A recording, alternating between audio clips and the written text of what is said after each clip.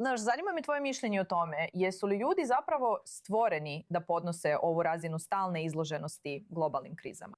Ili misliš da nas sve to jednostavno preplavljuje?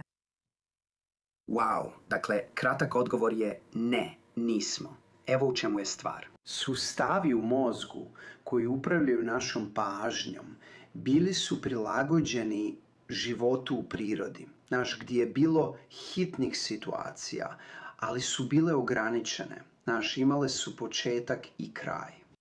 I naš živčani sustav je dobro opremljen da se nosi s tim.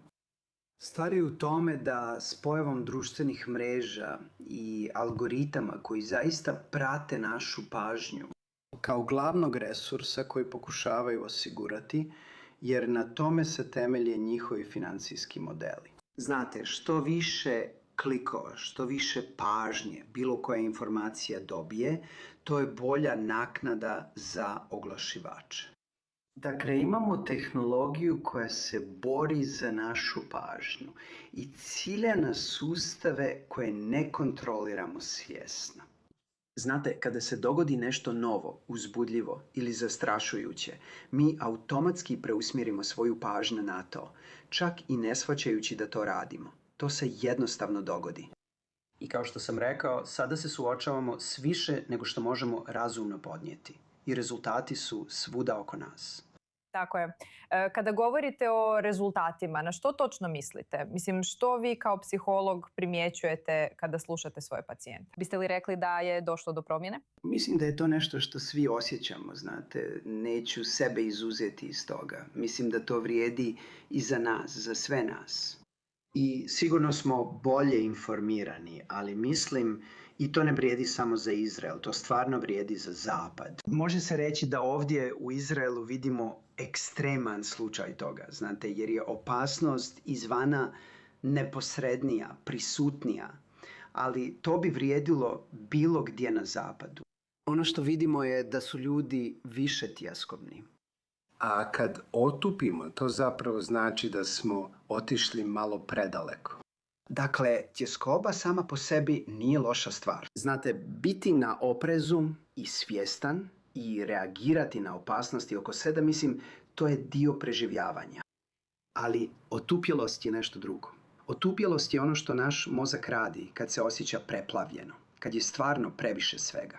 I činjenica da vidite otupjelost i vidite je ovdje u Izraelu, vidite je i drugdje, pokazuje vam da nam je dano više nego što možemo podnijeti.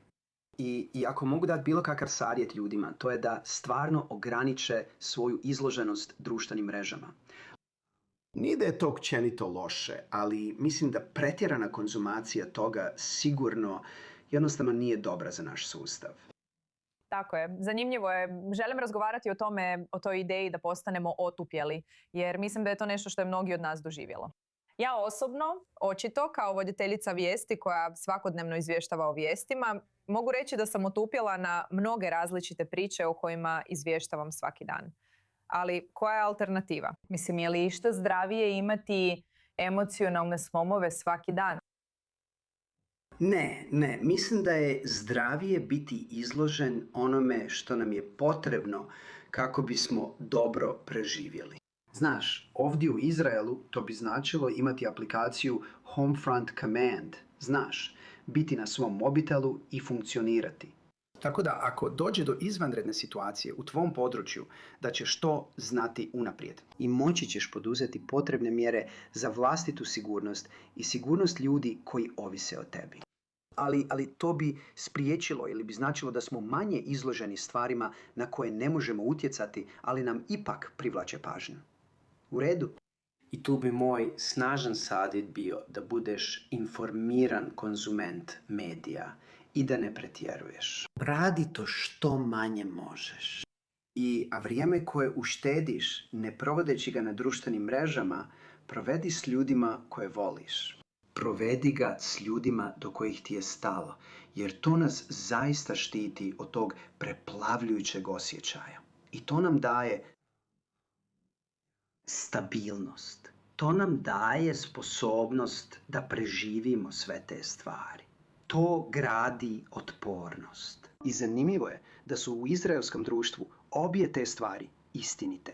Nismo traumatizirani, ali smo također nevjerojatno otporni. A studije koje provodimo, a osobno sam bio uključen u njih jer još uvijek služim u pričuvnom sastavu, i tijekom prvih nekoliko mjeseci nakon 7. listopada bio sam zapovjednik istraživačke jedinice zapovjedništva za civilnu zaštitu. I ono što smo vidjeli kada smo promatrali izraelsko društvo jeste da zaista postoji to opterećenje izloženosti traumi, ali također postoji nevjerojatna otpornost. I mislim da bismo trebali jačati otpornost i smanjiti izloženost stvarima koje bi, znate, mogle biti traumatogene.